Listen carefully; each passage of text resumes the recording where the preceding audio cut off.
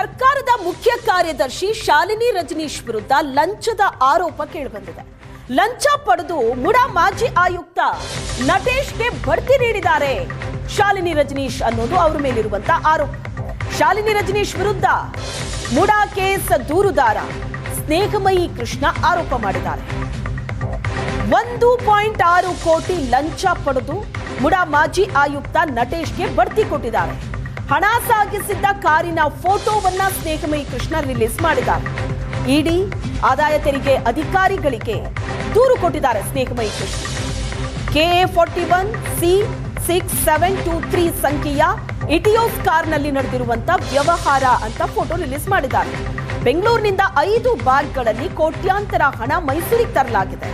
ಹಣ ವರ್ಗಾವಣೆ ಮಾಡಿದ ವ್ಯಕ್ತಿಗಳ ಹೆಸರು, ಫೋನ್ ನಂಬರ್ ಸಮೇತ ದೂರನ್ನ ಕೊಟ್ಟಿದ್ದಾರೆ ಸ್ನೇಹಮಯಿ ಕೃಷ್ಣ.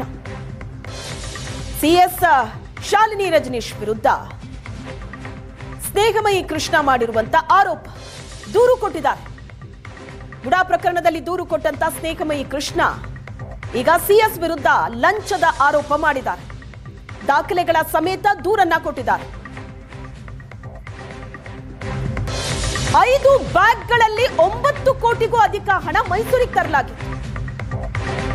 1.6 ಕೋಟಿ ಹಣವನ್ನ ಶಾಲಿನಿ ರಜನೀಶ್ ಕಡೆಯವರಿಗೆ ಕೊಡಲಾಗಿದೆ.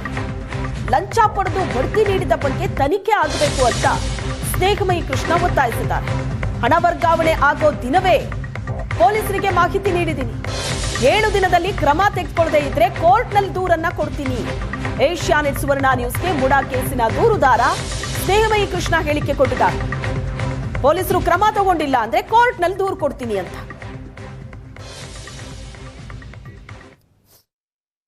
ಕೋಟ್ಯಾಂತರ ರೂಪಾಯಿ ಹಣ ಇಲ್ಲಿ ವಹಿವಾಟ ನಡೆದಿರೋಂಥದ್ದು. ಏನು ಶ್ರೀಮತಿ ಶಾಲಿನಿ ರಜನೀಶ್ಗೆ ಹಣ ಕೊಟ್ಟಿರಂತ ಹೇಳಿದೆ, ಆ ಹಣ ಇದೇ ಕಾರಲ್ಲಿ ಬಂದಿರೋಂಥದ್ದು. ಈ ಕಾರು ಮೈಸೂರಲ್ಲಿ ಇದ್ದಂಥ ಸಂದರ್ಭದಲ್ಲಿ ನಾವು ಅದನ್ನು ಒಂದು ತಡೆಯುವಂಥ ಪ್ರಯತ್ನ ಮಾಡಿದೆ. ಅಂದರೆ ಪತ್ತೆ ಹಚ್ಚಿ ಆ ಕೂಡಲೇ ಸಂಬಂಧಪಟ್ಟ ಅಧಿಕಾರಿಗಳ ಗಮನಕ್ಕೆ ತರೋಂಥ ಸಂದರ್ಭದಲ್ಲಿ ಅನಿರೀಕ್ಷಿತವಾಗಿ ಆ ಕಾರು ಕಣ್ಮರೆ ಆಗಿದ್ದರಿಂದ ಅದು ಅವತ್ತೊಂದು ದಿವಸ ಅದು ಕಾರ್ಯಾಚರಣೆ ಮಾಡೋಕ್ಕಾಗಲಿಲ್ಲ. ದಿನಾಂಕ 9/2/2026 ಈ ಕಾರು ಬಂದಿರೋಂಥದ್ದು.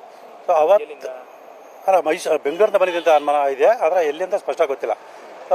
ನನಗೆ ಒಂದು 3-4 ದಿವಸ ಮುಂಚೆನೇ ಮಾಹಿತಿ ಬಂತು ಮೈಸೂರಲ್ಲಿ ಈ ಥರ ನಡೀತಾ ಇದೆ ಅಂತೇಳಿ. ಆದರೆ 9ನೇ ತಾರೀಕು ಸ್ಪಷ್ಟ ಮಾಹಿತಿ ಬಂದು ಇಂಥ ಕಾರಲ್ಲೇ ದುಡ್ಡು ಬಂದಿದೆ, ಇಂಥ ವ್ಯಕ್ತಿಗಳು ಅದರ ಸಂಬಂಧಪಟ್ಟಾಗೆ ಓಡಾಡ್ತಾ ಇದೆ ಅಂತೇಳಿ ಅದು ದೂರವಾಣಿ ಸಂಖ್ಯೆ ಸಮೇತ ಅದ್ರ ಸಮೇತ ಬಂದಿತ್ತು. ಅದ್ರ ಬಗ್ಗೆ ನಾನು ಈ ಥರ ಮಾಧ್ಯಮಗಳ ಮೂಲಕ ಹೇಳಿದೆ ಕೂಡ. ಇವತ್ತೂ ಕೂಡ ನಟೇಶ್ ಅವರಾಗಲಿ ಅಥವಾ ಶ್ರೀಮತಿ ಶಾಲಿನಿ ರಜನೀಶ್ ಆಗಲಿ ನಾವು ಯಾವುದೇ ಲಂಚ ಕೊಟ್ಟಿಲ್ಲ ಅಂತೇಳಿ ಒಂದು ಸ್ಪಷ್ಟೀಕರಣ ಕೊಟ್ಟಿಲ್ಲ.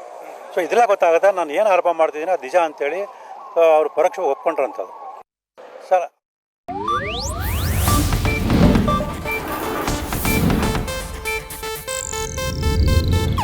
ಇದು ಏಷ್ಯಾನೆಟ್ ನ್ಯೂಸ್ ನೆಟ್ವರ್ಕ್ ಪ್ರಸ್ತುತಿ.